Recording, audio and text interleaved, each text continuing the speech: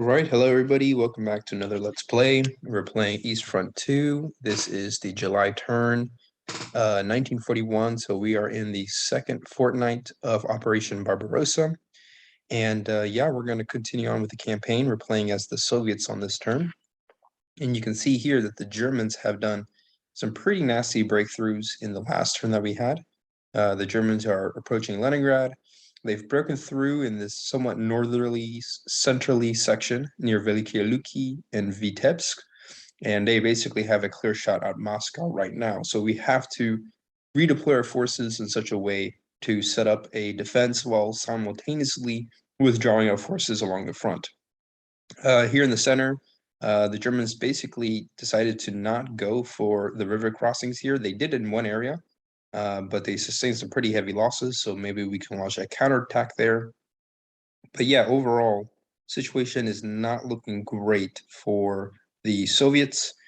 Here in the south, the situation I would say is even worse, namely because the Soviet HQ in the region, the southern HQ, the only one that survived the German onslaught, I believe we had another HQ, but it got destroyed. Where is that? It's here in the pile of units, or maybe we actually rebuilt it, perhaps. It's possible that we rebuilt that unit that was destroyed. Um, or maybe here, oh yeah, we did rebuild it right here, the Ukrainian HQ right there. But yeah, the situation is looking pretty bad for the Soviets, I must say. So without further ado, we're going to start the turn. Here is the supply phase for the Soviets. And as you can see, a lot of Soviet armies have been trapped and left behind. And that's probably going to be the main source of our losses during this turn. I do apologize if my voice is a little bad right now. That's because I'm a little sick right now, but no big deal. Moving along. Here we go. What is that? The first, we'll zoom in a bit. The first Soviet mechanized corps going to be neutralized. The 27th Soviet Army neutralized. These units are basically surrendering.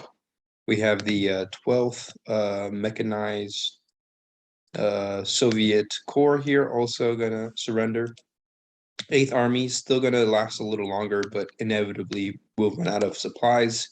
If not ammunition, will run out of food, and its units will surrender as well. The 10th Army, very powerful army left behind, will also slowly surrender. It's going to take some time though before they actually do surrender, given that they were a very strong unit. The 26th Army will surrender as well.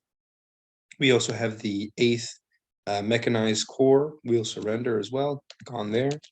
12th Soviet Army also reduced, and that pretty much covers it. So the Soviet pile of lost units is steadily mounting, as you can see.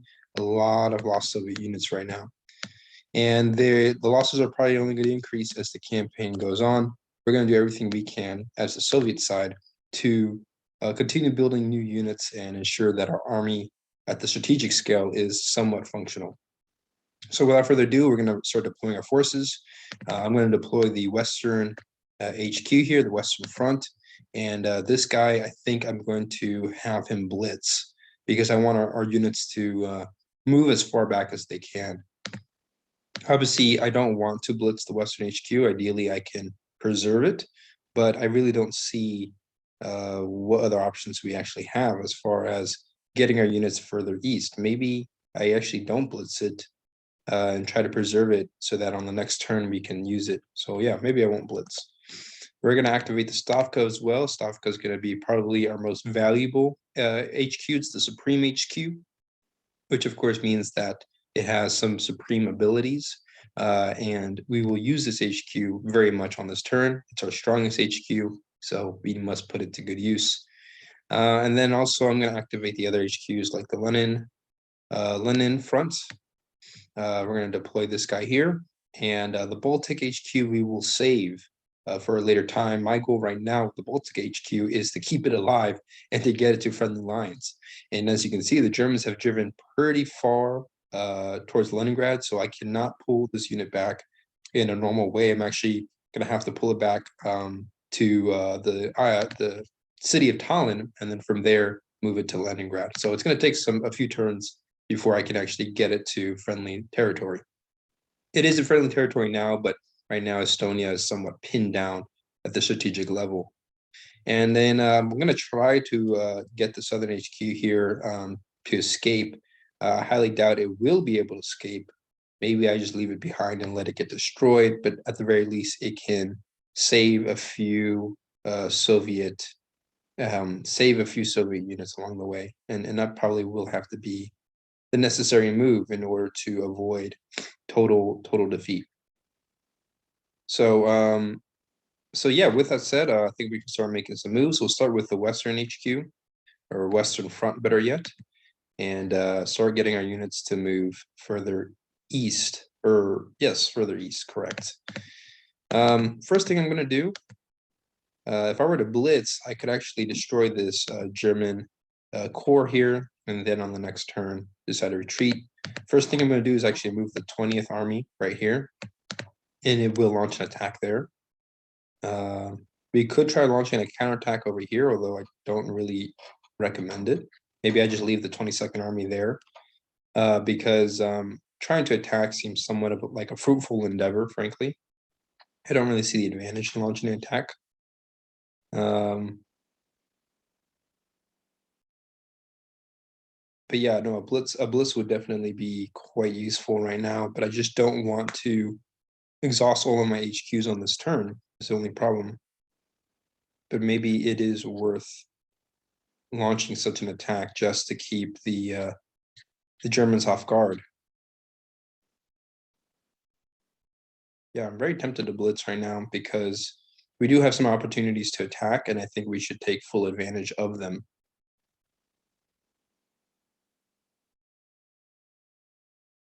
So yeah, we are going to blitz. Move the Ukrainian HQ to the south for sure. We'll actually move it. Yeah, we'll move it here for now. I can move the 5th Corps in to attack right there to support, and it's a mechanized unit, so they're quite fast. Move the 13th Army out. 22nd Army, I think we're going to let it stay there for now because there's really no point of pulling it out if it's going to sustain some pretty significant losses, I think. If anything, we should probably use it to attack. But we already know where we're going to counterattack, so that's no problem.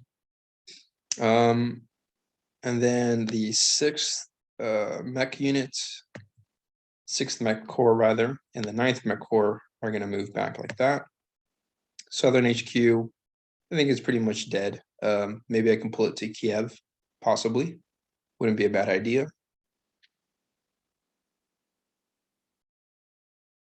And on that note, I might as well pull out the 37th Army, since it's going to be effectively cut off otherwise.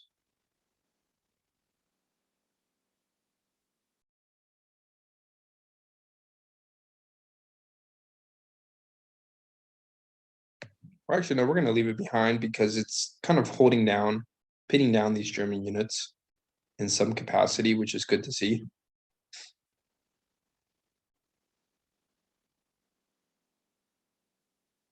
It's hard to decide on what to do with that. But anyways, we'll do our Stavka moves. Actually, move the Lenin front a little bit. We'll deploy the 10th Mech Corps right here. We're also going to deploy the 5th Army into Demyansk over here. And then now we can do some Stavka moves. And I have 6 moves all together for Stavka because it is doubled. So this is level 3. So therefore, 3 by 2 is 6. We'll pull back the Baltic front here. There will be some pursuit fire, but the odds of us sustaining losses are pretty low, given that it is a swamp. It's very hard to pursue units in swamp terrain. Another strategic move will be to move the 31st Army by rail right here, so that we have a stable front line at the very least. I'm also going to deploy the 24th Army and the 7th Mech Corps right here to the front. That way, we have somewhat of a front line or in that region. So that's so far we've moved 1, 2, 3, 4 units strategically. And I have the ability to move at least 2 more. I think another good move would be to move the 9th Army, and we can actually move it by rail right over here. So we can somewhat create a front line there as well. And I can also move 1 more unit by rail. I think we should probably move a cavalry unit since they're a lot faster.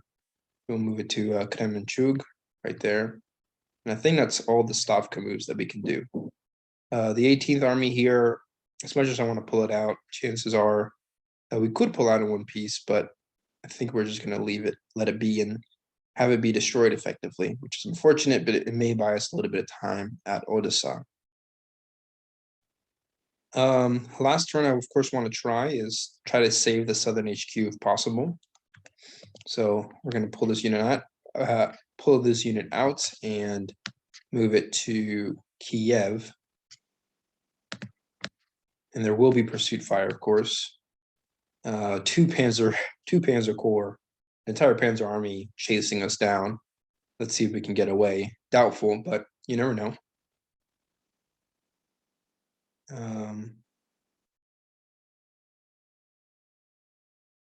Yeah, that seems decent.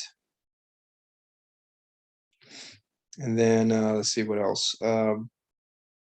For the Western HQ, we can still do a few extra movements.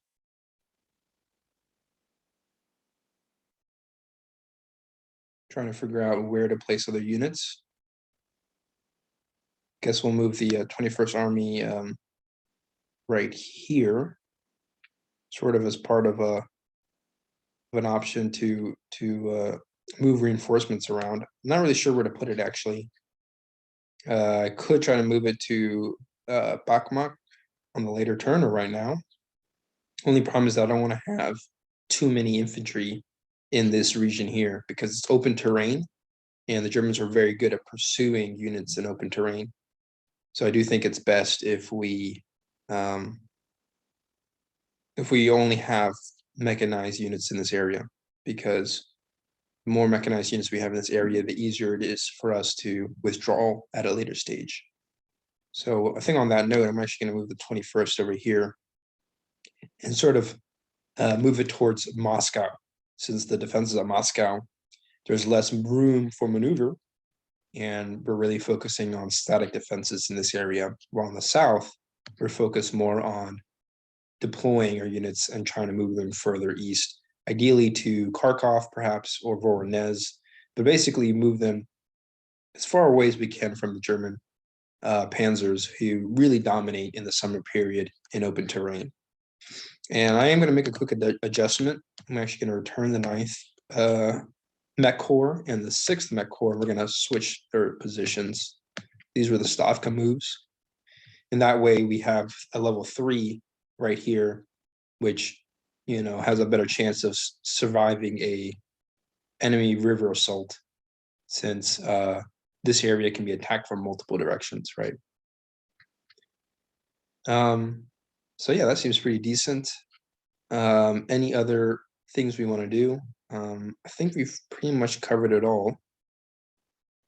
I could send some of these weaker units, like the 11th Guard, or it's not a guard yet, actually. It won't be a guard till, I believe, 1943. But we'll call it the 11th Army for now, since we're in 1941. And the Soviets had no guard armies at the start of 1941, or better yet, summer 1941. And same thing with the 21st. So this is just the 11th Army, 21st Army. But I could deploy the 40th or the 13th, excuse me, the 40th or the 11th armies, since they're at 1 CV combat value, and maybe have it help attack this this area over here. The only problem with that is that they're not very strong, and I kind of want to leave them in a rear guard elsewhere. But it would be nice to give the 20th Army some extra support. I think it would have been ideal if we could have supported with a mech unit, or actually better yet, we could attack with a 7th. Ooh, we could actually attack with the 7th Mech Corps over here. to 3. That actually seems a lot better. And in fact, the chances of our attack being successful go up significantly now. The only problem is that, of course, there is some kind of problem, some way, somehow. But the only problem is that, the region north of Moscow, this little area called Klin, it's kind of hard to see on the map, but it's called Klin, is going to be open. And that leaves the possibility for the Germans to flank through and actually attack Moscow itself. So we obviously don't want to do that. So if I am going to make such a move, I'm going to have to figure out where can I put a new unit there. I'm thinking about redeploying the 31st and maybe deploying it to Klin. But of course, this leaves that little gap up here in the north somewhat open. But with some, rearrangements, I could fix that, but it leaves Leningrad a little bit vulnerable since I'm going to have the 5th and the 6th Army defending Leningrad. And of course, we need at least Novgorod to be held for at least one more turn so that we can pull back the Baltic HQ, which is extremely important because it's such a valuable HQ, and we can't have it destroyed at Estonia. We need it to fall back to the Leningrad region and support that area. So we're in a bit of a pickle as far as options go, units go. It's a tough call to make. But I'm definitely thinking about maybe I don't deploy this unit, this cavalry unit. I guess we won't deploy it, and instead I could deploy one more unit, probably the 28th Army, and move it by rail up to Klin.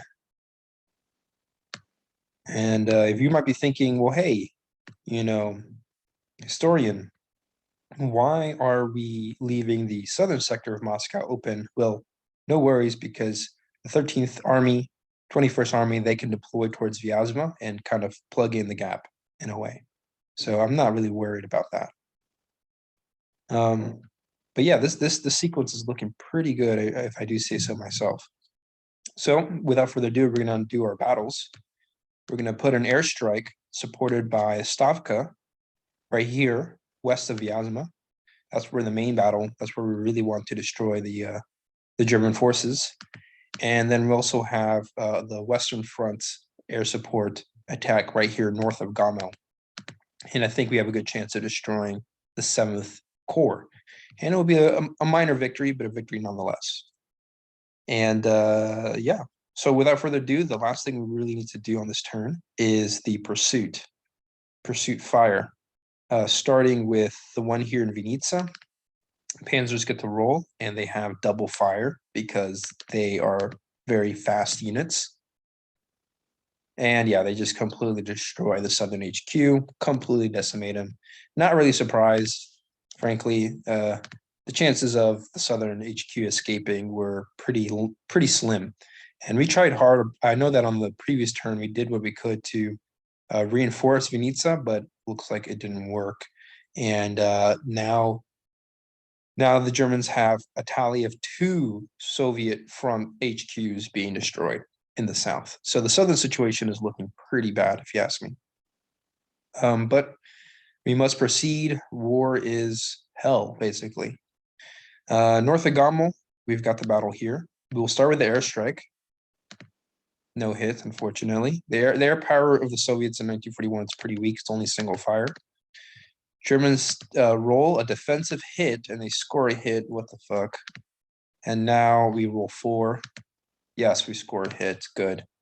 And we've destroyed the 7th German Infantry Corps. Minor victory, but a victory nonetheless. And I'm pretty happy that we succeeded there. And now more interesting will be the battle west of Vyazma. And it's a Panzer Corps. Of course it's a Panzer Corps.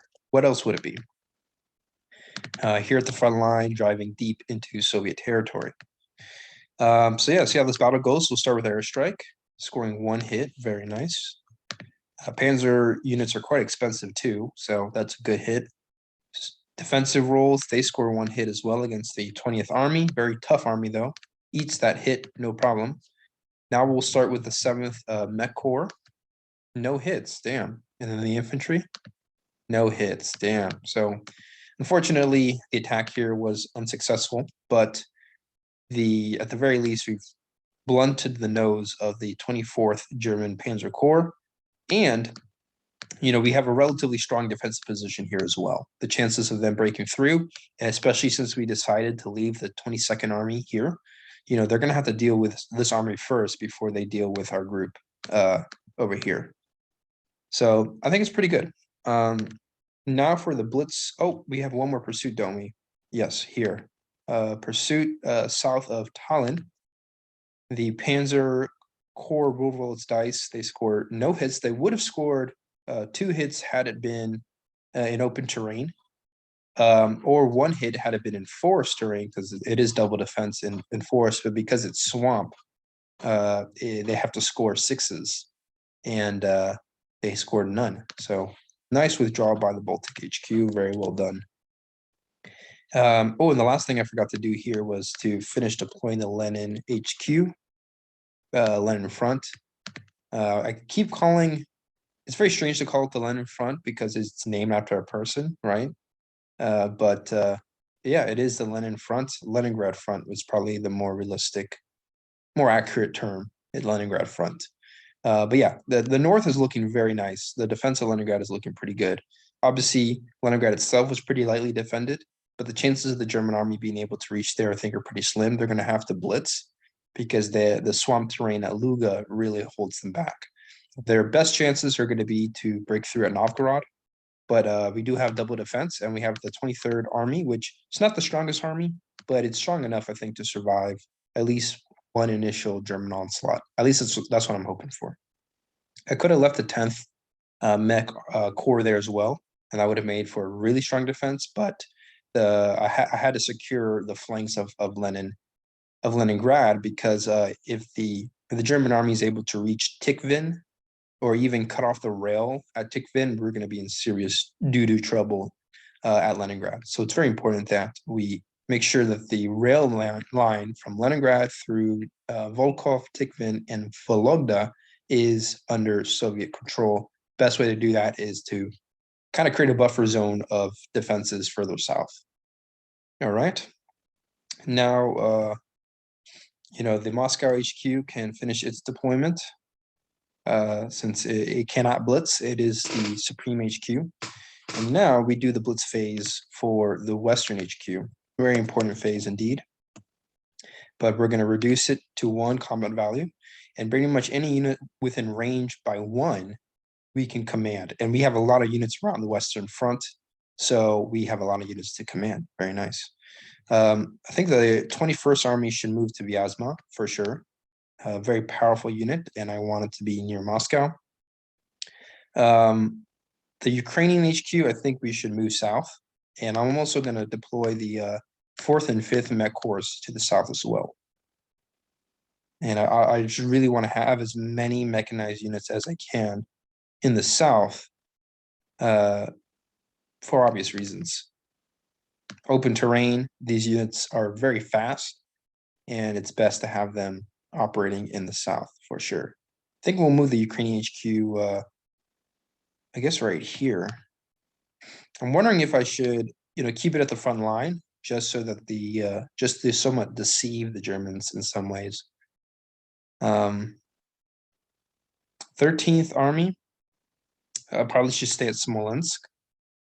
I'm obviously worried about a German blitz here in the center, but yeah, in fact, I think I have no choice.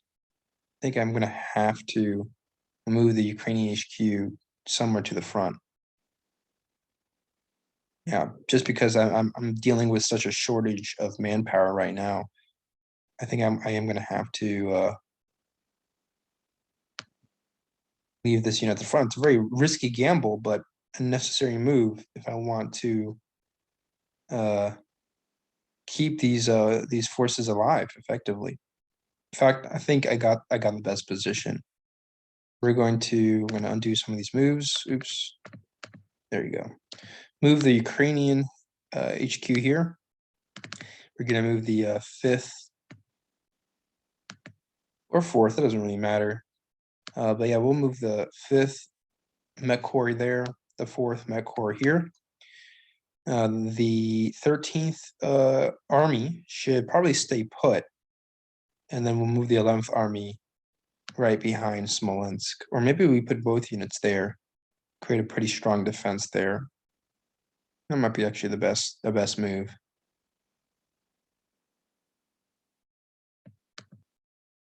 If the Germans do destroy the forces of Smolensk, well, that will be extremely unfortunate. Just in case they do, we'll move the 11th Army back, and then the Western HQ will fall back to Orel. The only problem with this setup, I think, is that you know, I'm actually gonna do some of these moves. I'm actually gonna leave the 11th Army behind, because I have a feeling that the goal here is to create as many static defenses as we can. And I want somewhat of a defense in depth. And so I want my stronger units in the rear, basically. But that's a pretty good move, pretty good sequence of turns. The southern situation is somewhat fixed. Obviously, these units are still very vulnerable. Of course, there's the possibility of a German river crossing, which would be really bad. The Western HQ is also in one piece, which is nice to see. I probably should deploy this unit actually. I think I should actually deploy it to over here, so that we don't have to, you know, it's in closer proximity to other forces, basically, and closer proximity to Moscow. And yeah, that sums up the Soviet turn. I think it's a very well done turn. And yeah, we're gonna leave it at that. Soviets are obviously losing the war strategically. We're pulling back, but we were able to launch some counterattacks, which is good to see. I always love seeing Soviet counterattacks in 1941. They're so unpredictable. But yeah, the defense of Leningrad is looking great. Defense of Moscow is looking pretty strong as well. And you know, we're still gradually keeping the Western front up and running, and the forces that are under its sphere of influence up and running as well, which is extremely important since they are our most powerful group of units. And I like how in the south here, although the HQ is very weak, we have some very strong and mobile forces here in the area. So that's really good to see. So with that said, I'm gonna pretty much end the video here. Thank you for tuning in. This video is not a hour-and-a-half long video as before. I'm really focusing on the gameplay here. But you know, pretty cool 1941 event overall. This is only the second fortnight, and you know, we're only 4 weeks into the conflict. And yeah, it's already pretty cool show of events. So yeah, with that said, thanks for tuning in. Hope the noises in the background aren't too bad. But yeah, clearly, you know, we're working to step up our video quality, and I think I just need to keep practicing. So yeah, if you like this video, please give it a like, comment below if you're enjoying the video, and I will catch you in the next one. All the best.